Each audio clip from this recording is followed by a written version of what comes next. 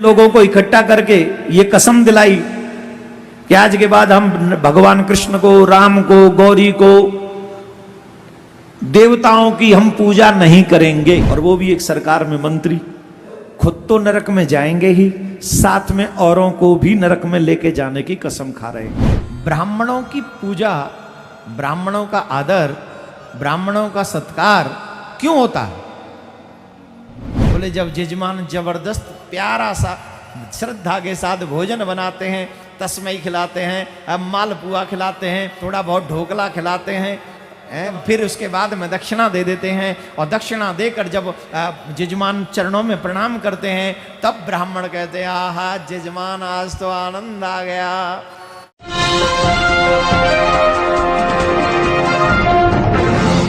साथियों नमस्कार, मैं हूं नीरज पटेल और आप देख रहे हैं नेशनल जनमत। जिंदा जा नहीं सकता, मरा बता नहीं सकता, तो स्वर्ग नरक की खोज किसने की? आज का ये वीडियो स्वर्ग नरक पर इसलिए आधारित है क्योंकि तमाम कथावाचकों को मिर्ची लग गई, क्योंकि धंधे पर चोट हो गई। आस्था पर चोट होना तो एक बहाना है। अगर ऐसे ही तमाम सारे लोग 22 प्रतिज्ञाएं लेकर के इस तथाकथित जातिवादी, गैर समानता वाले, ऊंच नीच के भेद वाले, छुआछूत रखने वाले धर्म को छोड़ते रहेंगे तो निश्चित तौर पर उनकी दुकानदारी और धंधे पर फर्क पड़ेगा। ये मैं नहीं कह रहा हूं, ये कहना है धीरेन्द्र कृष्ण शास्त्री का, जिसने बताया था कि अगर ये मूर्ख लोग हमें कथावाचन का पैसा ना दें तो हम कथा करने ही क्यों जाएं। अगर कोई कथा को बेच रहा है तो खरीदार कौन है? कौन खरीदता है? आप ही तो खरीद रहे हैं ना। अगर भागवत 50 लाख में बेच रहे तो आप ही खरीदते हैं, तो असली जिम्मेदार तो आप हैं। हम भले ही खूब दुकान सजा लें, आप ना खरीदो तो क्या हम खाक करें? यहां पर मैं अपने फेवरेट कॉमेडियन कथावाचक धीरेन्द्र कृष्ण शास्त्री की बात से सहमत हूं।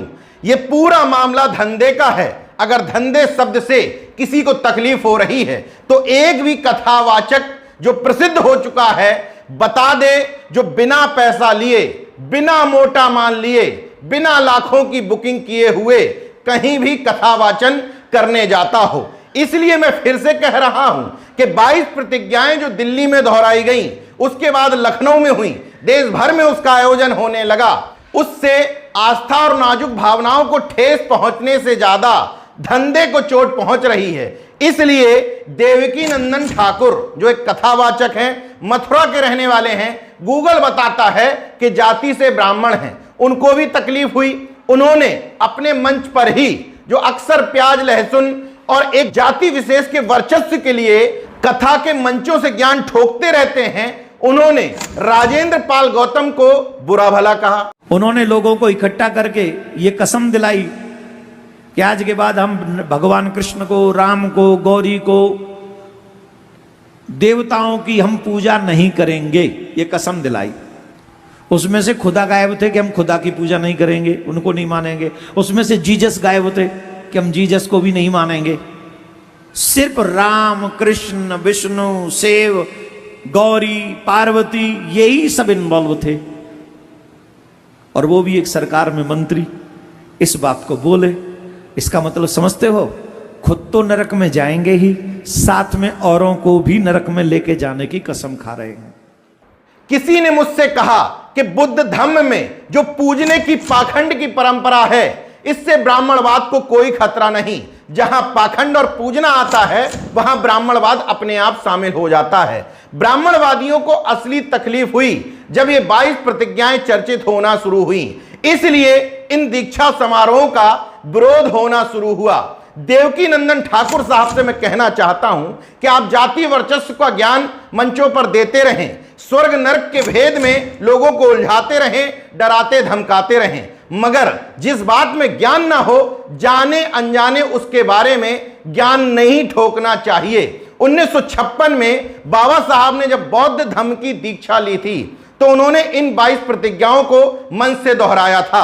अब आप कह रहे हैं कि इसमें खुदा नहीं आया, इसमें जीसस नहीं आया। वहां जितने भी लोग बाबा साहब के साथ में दीक्षा ले रहे थे, यहां राजेंद्र पाल गौतम जी के साथ जितने लोग दीक्षा ले रहे थे, लखनऊ में जितने लोग दीक्षा ले रहे थे, ये सभी लोग इस तथाकथित हिंदू धर्म, जिसको आप लोगों ने ब्राह्मण धर्म बना करके छोड़ दिया है, उसके जातिवाद, ऊंच नीच, छुआछूत से परेशान हो करके एक धर्म विशेष को छोड़ करके बौद्ध धर्म की दीक्षा ले रहे थे। इसलिए वहां खुदा और जीसस का नाम नहीं आया। बाबा साहब को कभी पढ़ा होता तो यह भी समझ में आ गया होता कि उन्होंने कहा था कि मैंने जन्म तो हिंदू में ले लिया है, यह मेरे हाथ में नहीं था, लेकिन मरूंगा हिंदू नहीं, यह मेरे हाथ में है। मतलब जब जन्म से हिंदू इस धर्म को छोड़ेगा तो स्वाभाविक तौर पर वो इसी धर्म के देवी देवताओं का नाम लेगा, और इसमें आस्था आहत होने की बात कहां हुई। मंचों पर जो स्वर्ग नरक का और जाति वर्चस्व का ज्ञान देते हो, अगर चर्चा इस बात पर कर ली जाए कि आखिर 1956 के बाद पहले बाबा साहब ने, पेरियार रामास्वामी नायकर ने भी नास्तिक होने से पहले या बाबा साहब ने बुद्ध धर्म की दीक्षा लेने से पहले ट्राई किया था कि इस धर्म में उनको हिस्सेदारी मिल जाए। मंदिरों का आंदोलन भी चलाया था। जब उन्होंने समझ लिया कि विशेष जाति के लिए भगवान बने हुए हैं तो उन्होंने इनको छोड़ना ही उचित समझा। इन प्रतिज्ञाओं में किसी भी धर्म के खिलाफ, किसी भी देवता के खिलाफ कुछ भी अभद्र टिप्पणी नहीं है।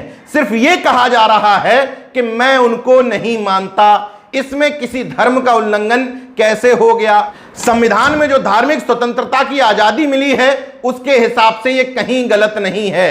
देवकी नंदन ठाकुर स्वर्ग नरक का जो भेद बता रहे हैं, मंत्री को धमकी दे रहे हैं, मेरा अनुरोध है कि यही आप अपने लोगों को समझाइए। आप दूर से बैठ करके श्राप दे दीजिए। ईश्वर सर्वशक्तिमान है, उसको बुरा लगेगा इन सब बातों से तो वो भी इनको किसी तरीके से सजा दे सकता है। या आपने बता ही दिया कि मरने के बाद स्वर्ग नरक में चले जाएंगे, तो अपने उन नाजुक भावनाओं वाले अंध भक्तों को समझाइए कि किसी के घर पर जाके प्रदर्शन ना करें, हमला ना करें, एफआईआर करने की जोखिम ना उठाएं, क्योंकि अपने आप उनको सजा तो मिल ही जाएगी। आप द्वारा मिल सकती है, ईश्वर द्वारा मिल सकती है, और मरने के बाद स्वर्ग नरक में मिल सकती है। लेकिन असली बौद्धिस्ट, अर्जकवादी, तर्कवादी, अंबेडकरवादी के साथ यह भी तकलीफ है कि वो स्वर्ग नरक में भरोसा तो करता नहीं है, क्योंकि तर्कवादियों का मानना है कि जिंदा जा नहीं सकता, मरा बता नहीं सकता, तो स्वर्ग नरक की खोज कैसे हुई? ये कोई बता नहीं पाता है तो भरोसा करता भी नहीं है। फिर भी देखिए ये धर्म का धंधा कैसे डराने के दम पर टिका हुआ है। देवकी नंदन ठाकुर को जब ये समझ में आया कि ज्यादातर लोग यहां से छोड़ छोड़ करके जा रहे हैं, तो कैसे इस भोली वाली जनता को नरक में डरा करके रखा जाए, वो बकायदा अपने कथा मंचों से इस डर का बखान कर भी रहा है। कई लोग तो बड़े ढंग से, बड़े गर्व से कहते हैं, अरे किसने नरक देखे हैं? कहते हैं कि नहीं? अरे किसने नरक देखा है? कुछ साल पहले देखा तो तुम्हें भी नहीं था। काफी पढ़े लिखे लोग कहते हैं हम श्राद्ध नहीं करेंगे। आपको भी ऐसे ज्ञानी महापुरुष मिलते होंगे। ब्राह्मणों के खाने से पितरों तक पहुंचेगा, अग्नि के खाने से कोई पितरों तक पहुंचेगा, तेरे मुंह में खाने से पेट तक कैसे पहुंचता है? उस अंधकार में, नरक में, वो चारों तरफ अंधकार ही अंधकार है, घोर अंधकार है उस नरक में चारों तरफ। उसको वहां अन्न खाने को नहीं मिलता, जल पीने को नहीं मिलता है। जिस व्यक्ति को अंध तामस नरक में गिराया जाता है उसे अन्न जल नहीं देते। जब वो कहता है कि हमें भूख लग रही है तो यमराज के दूत चारों तरफ खड़े हो जाते हैं। जब वो कहते हैं भूख लग रही है तब वो डंडों की बरसात उसके ऊपर करते हैं, चारों तरफ खड़े हो गए, और जिधर से बच के भागता उधर ही डंडे पड़ते हैं। नेशनल जनमत का इस पूरे मामले पर सिर्फ यह कहना है कि अगर 22 प्रतिज्ञाएं गलत हैं तो दिल्ली पुलिस एफआईआर क्यों नहीं कर रही है, जेल में क्यों नहीं डाल रही है, और अगर प्रतिज्ञाएं सही हैं तो इस तरीके से किसी व्यक्ति को परेशान क्यों किया जा रहा है। और इस तरह के लोग जो व्यास पीठों पर बैठ करके कथा वाचन के नाम पर एक जाति वर्चस्व की स्थापना के लिए काम कर रहे हैं, समाज में वैमनस्यता फैला रहे हैं, इन लोगों के ऊपर कठोर कार्रवाई होनी चाहिए।